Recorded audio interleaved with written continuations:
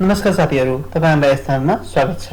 र आज मैले BBS first year financing accounting and analysis को accounting for cash and internal control बाट तपाईको बैंक रिकन्सिलिएसन स्टेटमेन्ट को क्वेशन फेरि पनि लिएर आएको छु र यसको मैले कन्सेप्ट सम्बन्धी भिडियो बनाइसकेको छु र त्यो अहिलेसम्म हेर्नु भएको छैन भने यहाँ आई बटनमा गएर हेर्न सक्नुहुन्छ। र आज हाम्रो क्वेशन फेरि रहेको छ। The following information is available for Sony company on Ashar 31st 2076. Balance as per company record rupees 8,800. Undeposited Ashar 31st check rupees 1,030. Bank service charge for Ashar rupees 85. Ashar outstanding check rupees 3,900. Bill receivable collected by bank but not recorded on the books rupees 1,000. Interest on the preceding bill is recorded by bank rupees 50.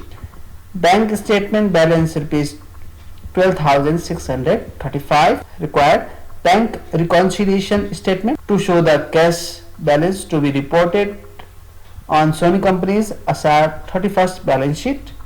B. Adjusting interest. र यहाँ यो क्वेशनमा हामीलाई bank reconciliation statement र adjusting interest निकाल्न भनिएको छ। र सबभन्दा पहिला हामीलाई दिएको छ balance as per company record rupees 8,800 and as per company भनेपछि यो क्याश बुकमा यो अनएडजस्ट ब्यालेन्स हो भनेर तपाई बुझ्नुपर्छ। मैले यो भन्दा अघिको भिडियोमा भनिसकेको छु, यो त्यही भएर मैले भनिराखेको छु। यो भिडियो हेर्नुभन्दा पहिला त्यो आई बटनमा गएर त्यो भिडियो हेर्नु होला। अनडिपोजिटेड Ashar 31st check rupees 1,030. Undeposited भनेको के त?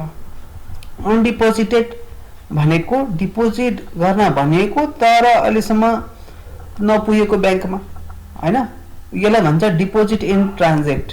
डिपोजिट इन ट्रान्जिट भनिन्छ र यसले हाम्रो ब्यालेन्स बढाउँछ। ब्यालेन्स बढाउने भएको हुनाले यो हाम्रो एड हुन्छ। यो मैले भनेको थिए तपाईहरुलाई। त्यस्तै गरी bank service charge for Ashar rupees 85। अब बैंक सर्भिस चार्ज मैले भनेको थिए यदि जति पनि चार्ज छन् ती सबै लेस हुन्छन्। लेस हुन्छन् भनेपछि घटाइन्छ। घटाउने बित्तिकै हाम्रो ब्यालेन्स कम हुन्छ हैन। सो त्यही भएर लेस हुन्छ। ब्यालेन्स यदि घट्छ भने लेस हुन्छ भनेको थिए, यदि ब्यालेन्स बढ्छ भने हाम्रो एड हुन्छ भनेको थिए। अनि कुरा रह्यो बैंक सर्भिस चार्ज कतातिर जान्छ, कतातिर लेख्ने भन्दाखेरि बैंक सर्भिस चार्ज यो तपाईको क्याश बुक तिर लेखिन्छ। त्यस्तै गरी Ashar आउटस्ट्यान्डिङ चेक रुपीस 3,900। यहाँ त क्लियरली नै भन्थ्यो आउटस्ट्यान्डिङ चेक 3,900 भनेपछि आउटस्ट्यान्डिङ चेक भनेको के हो त भन्दाखेरि तपाईले इस्यु गराइसकेको तर बैंकसम्म नपुगेको, बैंकमा प्रेजेन्ट नभएको त्यस्तो चेकलाई हामीले आउटस्ट्यान्डिङ चेक भन्छौं। आउटस्ट्यान्डिङ चेक हाम्रो 3,900 दिएको छ र जब यो बैंकले यो चेक पाउँछ उसले ब्यालेन्स हाम्रो घटाइदिन्छ। भनेपछि घटाउने बित्तिकै लेस हुने भयो। त्यही भएर आउटस्ट्यान्डिङ चेक भनेपछि हाम्रो लेस हुन्छ है, हाम्रो ब्यालेन्स घट्ने भएर आउटस्ट्यान्डिङ चेक हामीले लेस गरिन्छ। त्यस्तै गरी भनेको छ bill receivable collected by bank but not recorded on the book rupees 1,000। Bill receivable collected by bank भनेपछि बैंकले कलेक्ट गरेछ भनेपछि त हाम्रो ब्यालेन्स बढ्ने भयो। हाम्रो यो के हुन्छ, यो हाम्रो एड हुन्छ। त्यस्तै गरी interest on the preceding bill is recorded by bank rupees 50। Interest on the preceding bill भनेपछि पहिलाको बिलमा इन्ट्रेस्ट हामीलाई 50 रुपैयाँ भनेको छ भनेपछि 50 हाम्रो इन्ट्रेस्ट र इन्ट्रेस्ट पाउने बित्तिकै हाम्रो ब्यालेन्स बढ्नु भएको हुनाले यो हाम्रो एड हुने भयो। अन्तिममा भनेको छ बैंक स्टेटमेन्ट ब्यालेन्स रुपीस 12,635 भनेपछि यो पासबुकको अनएडजस्टेड ब्यालेन्स हो है भनेर हामीले बुझ्नुपर्छ। यो कति दिएको छ 12,635 र पहिला अब मैले तपाईहरुलाई यसको फर्मेट देखाउने छु, कुन कुन कुराहरु कहाँ राखिन्छ अनि त्यसपछि बल्ल सल्युसन तिर जाने छु। यहाँ हेर्न सक्नुहुन्छ यो फर्मेट मैले यो भन्दा अघिको भिडियोमा पनि तपाईलाई शो गरेको थिए र त्यसमा क्लियरली लेखिएको छ adjustment of bank statement balance र adjustment of cash book balance. र बैंक स्टेटमेन्ट भित्र हामीले लेख्ने कुराहरु यिनीहरु हुन् र यिनीहरुलाई किन एड गरिन्छ, किन लेस गरिन्छ यो मैले यो भन्दा अघिको भिडियोमा भनिसकेको छु है।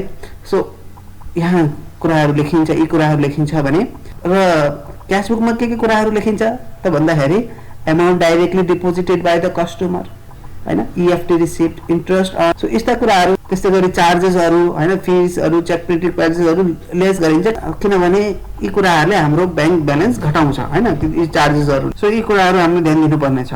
सो अब हामी चाहिँ सल्युसनतिर जाउँ। यहाँ हेर्नु सल्युसन हेर्न सक्नुहुन्छ। सबभन्दा पहिले सोनी कम्पनी रहेको छ। सोनी कम्पनी हामी लेखिहाल्यौँ, माथि सबभन्दा माथि कम्पनीको नाम हुन्छ Sony company bank reconciliation statement अनि डेट हाम्रो क्वेसनमा दिएको छ। हाम्रो कम्पनीको यो डेट दिएको छ असार 31 2076। सो हाम्रो त्यही लेख्यौँ एज अन असार 31 2076 र adjustment of bank state balance र adjustment of cash book balance यहाँ लेखियो। Unadjusted balance as per bank statement यहाँ चाहिँ कति दियो 12,635 दियो। किनकि हाम्रो यहाँ हेर्नुहोस् ब्याङ्क स्टेटमेन्ट ब्यालेन्स कति दिएको छ 12,635। मैले तपाईँलाई भनिरहेको छु यो हो हाम्रो अनएडजस्टेड ब्यालेन्स, तो हामीले यहाँ राख्यो 12,635। ओके, त्यसपछि हाम्रो छ डिपोजिट इन ट्रान्जिट, यसलाई अनडिपोजिटेड चेक पनि भनिन्छ। यो हाम्रो 1030 रहेको छ र डिपोजिट इन ट्रान्जिट हाम्रो एड गरिन्छ किन भन्दाखेरि हाम्रो पैसा बढ्ने भएर सो 1030। अब यो हाम्रो क्वेसनमा कहाँ छ त भन्दाखेरि यहाँ हेर्न सक्नुहुन्छ यही सुमाथि लेखेको छ अनडिपोजिटेड असार 31 चेक ₹1030। सो यो कुरा हामी लेखियो।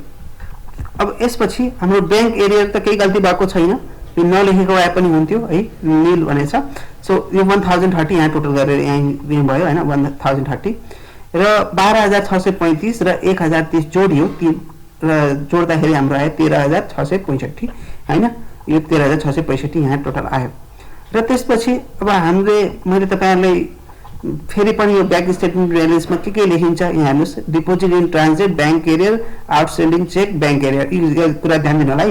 यही कुरा हामीले खास ब्याङ्क स्टेटमेन्ट ब्यालेन्समा लेखिन्छ है भनेर मैले तपाईलाई पहिला पनि भनेको थिएँ। यहाँ फर्मेटमा हेर्न पनि सक्नुहुन्छ। ल हेर्नुस् एडजस्टमेन्ट अफ ब्याङ्क स्टेटमेन्ट ब्यालेन्समा के कुराहरू लेखिन्छ भनेर मैले पहिल्यै भनेको थिएँ तपाईलाई।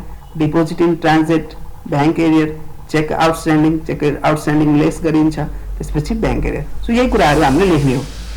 र त्यसपछि यहाँ हेर्नुस् लेस गरिन्छ आउटस्ट्यान्डिङ चेक कति दिएको छ 3,900। अब यो किन आयो त भन्दाखेरि यहाँ हेर्नुस् 3,900 किन आयो भन्दाखेरि यहाँ क्लियरली लेखेको छ असार आउटस्ट्यान्डिङ चेक ₹3,900 हैन। सो यहाँ हामीले यहाँ देखियो क्लियरली लेस हुन्छ, यो लेस हुन्छ।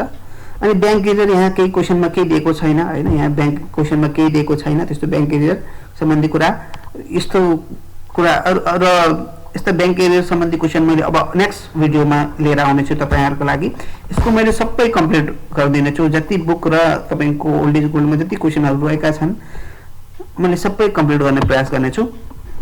सो ब्याङ्क एरियर केही पनि छैन, नील भयो र 3,900 लेस गर्ने भएको लागि खास यो ब्र्याकेटमा लेखेको हो। र 13,665 बाट तपाईको 3,900 यदि घटायो भने तपाईको आउँछ 9,765 र यही नै हाम्रो हुन्छ adjusted balance as per bank statement है। सो एडजस्टेड ब्यालेन्स हाम्रो यो भयो एज पर ब्याङ्क स्टेटमेन्ट 9,765 र अब पालो आयो एडजस्टमेन्ट अफ क्याश बुक ब्यालेन्सको। र सबभन्दा पहिला यसमा हामीले लेखिन्छ unadjusted balance as per cash book. So यो हाम्रो कति दिएको छ त भन्दाखेरि यहाँ हेर्न सक्नुहुन्छ ब्यालेन्स एज पर कम्पनी हैन, कम्पनीले जुन खाता रन गर्छ त्यसलाई क्याश बुक भनिन्छ। सो यो हाम्रो अनएडजस्टेड ब्यालेन्स हो। सो यहाँ चाहिँ हामीले क्लियरली लेखियो 8,800। यसको क्याश बुक ब्यालेन्समा पनि के कुराहरू लेखिन्छ एकचोटि म फेरि तपाईहरुलाई देखाउँछु। र हेर्नुस् यहाँ एडजस्टमेन्ट अफ क्याश बुक ब्यालेन्समा यी कुराहरू लेखिन्छन् हैन, balance as per cash book unadjusted balance जुन हामीले त्यहाँ टोटल गरिसकेका छौँ हैन, भइसकेका छ। त्यसै गरी एड गरिन्छ amount directly deposited by the customer हैन, EFT रिसिप्ट। अब यहाँ त हाम्रो क्वेसनमा त दिएको छैन। इन्ट्रेस्ट अर्न्ड यो हाम्रो क्वेसनमा दिएको छ हैन। त्यसै गरी अरु कुराहरू हामी हेर्छौँ क्वेसनमा फेरि पनि यी कुराहरू हामी हेर्छौँ र हेर्नुस् यो सबै कुराहरू एड गरिएको छ जसले हाम्रो ब्यालेन्स बढाउँछ। सो अब हेर्नुस् र अहिलेसम्म हामीले के गरियो क्वेसनमा त्यो हेर्नुस् balance as per company record ₹8,800 यो हामीले चढाइसकियो। अनडिपोजिट असार 31 चेक ₹1030 यो पनि हामीले चढाइसकियो। ब्याङ्क सर्भिस चार्ज फर असार ₹85 यो हामीले चढाइएको छैन। यो चाहिँ हामीले चढाउँछौँ तर पहिला हामीले एड गर्ने कुराहरू लेख्छौँ किनभने ब्याङ्क सर्भिस चार्जले त हाम्रो ब्यालेन्स घटाउँछ हैन, यो हामी लेसमा लेख्छौँ। अब एडमा लेख्ने कुरा के हुन्छ भन्दाखेरि यो bill receivable collected by bank but not recorded on the book ₹1000 हैन, bill receivable collected by bank हैन। सो हाम्रो ब्यालेन्स त बढ्ने भयो नि यहाँ। सो यो केसँग सम्बन्धित छ त भन्दाखेरि amount directly deposited by the customer भन्ने थियो नि, त्यस्तै त्यससँग सम्बन्धित छ किनभने यसबाट पनि हाम्रो ब्यालेन्स बढ्छ हैन, र यो हामीले क्यास बुकमा लेखिन्छ। तपाईले यो कुरा बुझ्नुस् कि हामीले ब्याङ्क स्टेटमेन्ट लेख्ने कुराहरू के हुन् भन्दाखेरि deposit in transit, outstanding cheque र इरेरहरू हैन, त्यो कुराहरू हामीले ब्याङ्क स्टेटमेन्ट लेखिन्छ भने अरू कुराहरू हामीले जति पनि छन् त्यो हामीले क्यास बुकमा लेखिन्छ भनेर बुझ्नुपर्छ। यो चाहिँ हाम्रो ब्याङ्क ब्यालेन्स बनाउँछ। सो यो हामीले क्यास बुकमा लेख्छौँ। सो यो 1000 रुपीज अब हामीले सल्युसनमा चढाउँछौँ। So add bill receivable collected by bank 1000। त्यस्तै गरी interest on bill collected by bank 50 rupees, यो पनि भयो किनभने इन्ट्रेस्टले हाम्रो ब्याङ्क ब्यालेन्स बढाइदियो। सो 50 रुपीज यहाँ दिएको छ, हेर्नुहोस् interest on the preceding bill is recorded by bank rupees 50 भनेको छ, त्यही भएर त्यहाँ हामी 50 रुपीज यहाँ लेखेको हो। त्यस्तै गरी क्यास बुक एरिया त केही छैन हैन, केही गल्ती भएको छैन, त्यही भएर निल यो नलेखेको भए पनि हुन्थ्यो, इट्स ओके, के भएन। सो 1000 र 50 जोड्दाखेरि हाम्रो 1050 भयो, हामीले यहाँ टोटल गरियो, र 8800 र 1050 जोड्दाखेरि हाम्रो टोटल आयो 9850। र हामीले एड गर्ने कुरा लेख्यो, अब हामी लेस गर्छौँ घटाउने कुरा। सो घटाउने कुरा के हो मैले अघि नै भनिसकेँ, घटाउने कुरा यहाँ रहेको छ। So bank service charge for Asar rupees 85। So यो 85 रुपियाँ हामी घटाउँछौँ हैन ब्याङ्क सर्भिस चार्जमा। सो 85 यो घट्यो। यो क्यास बुक एरिया यता पनि लेखिन्छ हैन, मैले तपाईलाई भनेको थिएँ, र यो नलेखेको भए पनि हुन्थ्यो यो क्यास बुक एरिया हैन। र लेस गर्ने कति बेला एड गर्ने भन्ने कुरा मैले तपाईलाई योभन्दा अघिल्लो भिडियोमा भनिसकेको छु, राम्रोसँग हेर्नु होला। र 85 यो हामीले घटाइन्छ, त्यही भएर यहाँ ब्र्याकेटमा लेखिएको हो। र 9850 बाट तपाईको 85 घटाउनु भयो भने तपाईको 9765 आयो।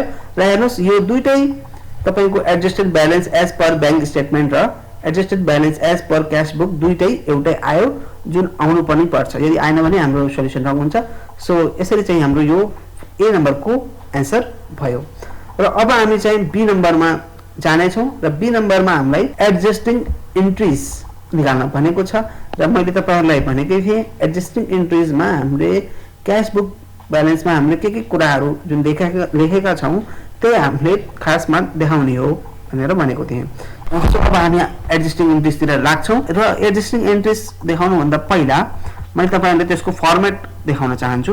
र यो तपाईले एडजस्टिङ इन्ट्रिजको यो फर्मेट हेर्न सक्नुहुन्छ, र यहाँ क्लियरली लेखेको छ note adjusting entries are prepared only for those adjustment which are adjusted in cash book balance. र ब्याङ्क सर्भिस चार्जेसमा अब हाम्रो डेबिट क्रेडिट कसरी लेखिन्छ क्लियरली लेखेको छ हैन। र यो पीआर भनेको पोस्टिङ रेफरेन्स कलम हो, र bank service charge expenses account हैन डेबिट हुन्छ, अनि टु क्यास अकाउन्ट क्रेडिट हुन्छ for the bank service charges. Bank service चार्जेसलाई कसरी लेख्ने भनेर यहाँ लेखिएको छ क्लियरली। त्यस्तै गरी NSF cheque, dishonoured cheque and bills पनि भनिन्छ, त्यसमा अकाउन्ट रिसिभेबल अकाउन्ट हैन त्यो डेबिट, र ब्याङ्क सर्भिस फी अकाउन्ट पनि डेबिट, र टु क्यास अकाउन्ट त्यो क्रेडिट हुन्छ। र त्यसको रिजन लेख्दाखेरि for the NSF consumer cheque return by bank भनेर लेखिन्छ।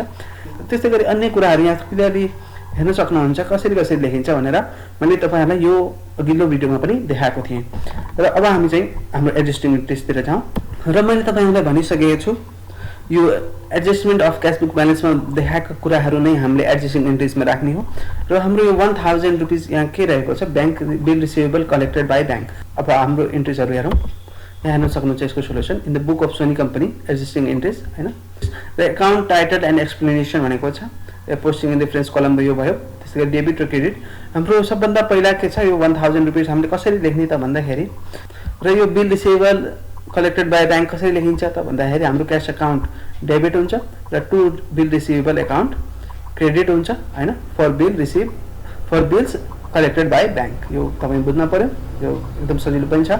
त्यस्तै गरी हामीले 50 रुपीज रिसिभ गरेका छौँ भनेपछि यो के भयो हाम्रो क्यास अकाउन्ट डेबिट भयो, र टु इन्ट्रेस्ट इन्कम अकाउन्ट यो हाम्रो क्रेडिट भयो। यो रिजन लेख्दाखेरि for interest collected by bank. त्यस्तै गरी हाम्रो ब्याङ्क सर्भिस चार्ज हैन यो हेर्न सक्नुहुन्छ, यो 85 रुपीजलाई पनि अब लेख्न पर्यो।